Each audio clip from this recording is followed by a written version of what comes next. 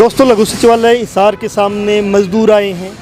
मजदूर क्यों आए हैं? वो इसलिए आए हैं, कभी बम्बई की बॉलीवुड फिल्मों में आपने देखा होगा गुंडों को, जो गुंडे हफ्ता वसूलते थे ऑटो वालों से, गुंडा हफ्ता वसूलते थे मजदूरों से।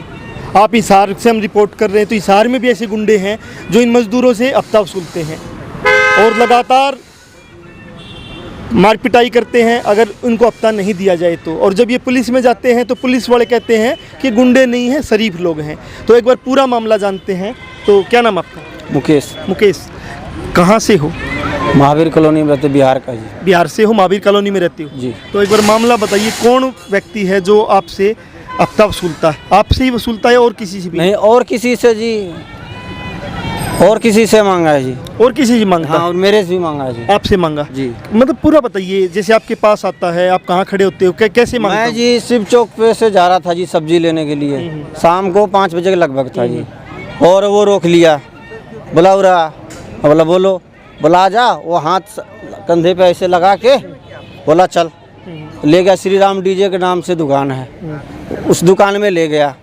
उसके बाद जो मालिक है श्री राम डीजे का, उसको बोला शटर बंद कर दे। वो 2 बंदे थे, मैं तीनों अंदर हो गए। वो बंद कर दिया शटर। उसके बाद ना बोला पैसे दे 20,000। बोला किस चीज़ का? बोला दे, मेरे को ज़रूरत है। मैं बोला बताओ सही। उसके बाद वो सरिया चला दिया, सर फूट गया। आपके सरिया मारा? इससे पहले भी आपसे पैसे मांगे गए हैं? कौन व्यक्ति? मेरे से नहीं, और कई बंदे से हुए जी। औरों से भी ऐसे ही मांगता? हाँ जी। नहीं देता तो मारपीट करता है जी। मारपीट कर? हाँ जी। आपके साथ मारपीट की? हाँ जी। कितनी देर बाद में छोड़ा आपको? मेरे को जी 10 मिनट के बाद छोड़ दिया जी। उसके बाद मैं अंदर, सामने मकान था, उसके अंदर चले गए। वो 15-20 बंदे इकट्ठा कर लिया जी। इसलिए मैं डर से बाहर निकला नहीं, ना तो उस टाइम पे मैं मेडिकल करा पाया जी। मेडिकल नहीं करा पाए? पुलिस के पास आप गए, पुलिस ने क्या कहा? पुलिस ने कहा ये शरीफ बंदा, ये फिरौती मांग नहीं सकता है। वो काम क्या करता है? वो दारू बेचता है जी। दारू बेचता है जी। दारू बेचने का काम करता है। नाम क्या है उसका? नरेश गुज्जर। नरेश गुज्जर है। उस इलाके में वो पैसा वसूलने का काम करता है, आपका ये आरोप है? हाँ जी। तो और किसी से जो वो पैसे मांगता है, क्या इससे पहले भी कोई थाने में गए हैं? 2-4 गए हैं, 2-4 नहीं भी गए जी। डर से वो जान से मारने का धमकी देता है। जान से मारने की? हाँ जी।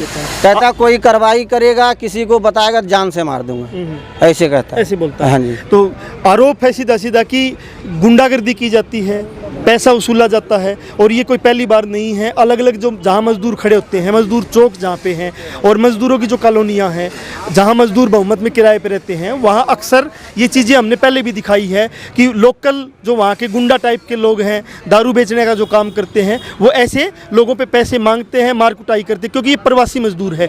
बाहर का मजदूर बहुत आसान शिकार होता है, और वो आसान शिकार इसलिए होता है कि उसके पक्ष में आएगा कौन, लेकिन उसके पक्ष में यूनियन आती है। यूनियन को हमने अक्सर उनके पक्ष में खड़ा देखते हैं।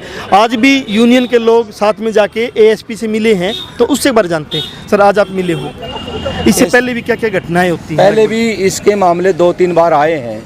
2-3 बार पहले घटना हुई है। 1-2 मामलों में बातचीत करके एक दूसरे लोग आगे बीच में तब समझौता हो गया। अक्सर ये घटनाएं ऐसे कई बार वारदातों को अंजाम दे चुका है।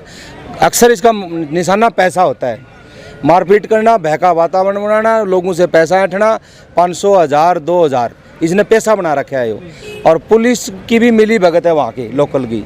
अब ये जब कोई मारपीट का मामला है, कोई शिकायत करने जा रहा है, उसको शिकायतकर्ता को एप्लीकेशन लेके शिकायत करनी चाहिए। टोक रहा हूँ मुकेश, वही शायद पीछे भी इसका मसला आया था, हम रिपोर्ट करने गए थे। बाद में मजदूर ने बोला कि वो पैर पकड़ के माफ़ी मांग गया। ये वही ना, किसी घर में घुस जाता, मजदूरों के पैसे मांगता। वही है। ये 2-3 घटनाएं होगी। 2-3 बार समझौता हो गया। कोई पुलिस केस से समझौता हो गया, पहले समझौता हो गया। अब ये ऐसी घटना है जो यहाँ आता है। FIR इनकी जो दर्ज कराने गए तो दर्ज नहीं करी SHO ने। वहाँ 12 क्वार्टर का SHO कह रहा है ये शरीफ आदमी है। भाई शरीफ आदमी तेरे लिए होगा, मजदूरों के लिए शरीफ नहीं है। ये बार बार मारपीट कर रहा है, पैसे ऐंठ रहा है, और शिकायत करता जब दर्ज कराने जा रहा है, अपनी एप्लीकेशन दर्ज करो तुम और उसके जांच करो। वो बगैर जांच करे उसे शरीफ का सर्टिफिकेट बांट रहा है। इसलिए मजबूरन आज SP साहब से मिलना था। SP साहब बाहर हैं, नए SP यहाँ आए हैं तो वो नहीं मिले। ASP से हम मिलने गए थे, वहाँ रीडर से हमारी बातचीत हुई है। उन्होंने आश्वासन दिया है कोई नहीं, मैं कार्रवाई करता हूँ, इसके ऊपर मैं देखता हूँ, और समय रहते अगर तमाम उचित कार्रवाई होती है तो ठीक है, उस पर कोई अंकुश लगाने की पुलिस कार्रवाई करेगी तो ठीक है। नहीं तो अगला स्टेप हमने चाहे IG का जाना पड़ी हो, चाहे हमने आड़े धरना लाना पड़ियो, प्रदर्शन करना पड़ियो, कुछ भी करना पड़ियो, ये फिरौती मांगता है, इसका इलाज नहीं होगा तब तक पंडा नहीं छोड़ेंगे की बात। इलाज करके छोड़ो। इलाज का पंडा तो करके। मैं फिर बता रहा हूँ कि अक्सर बॉलीवुड की फिल्मों में आपने देखा होगा पैसे मांगते गुंडों को, मजदूरों से, ऑटो वालों से, रेडी वालों से।